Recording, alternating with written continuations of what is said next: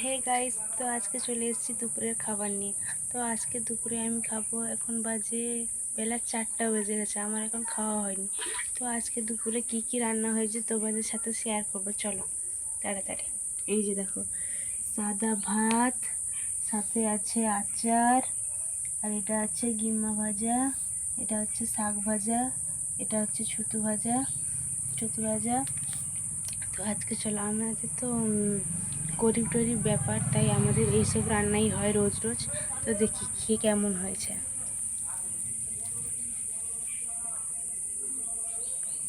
তো আমি প্রথম গিমা ভাজা নিয়ে খেতে বসছি। সবগুলো একসাথে একটু একটু নিয়ে নিই, মিক্সড করে খেলে টেস্টটা সেই লাগে।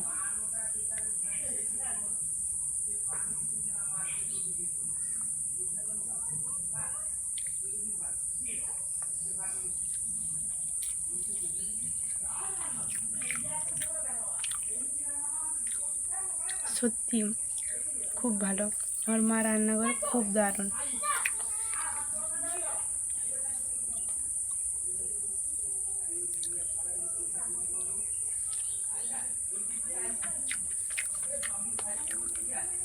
এটা হচ্ছে আমের আচার, পড়ে গেল রে।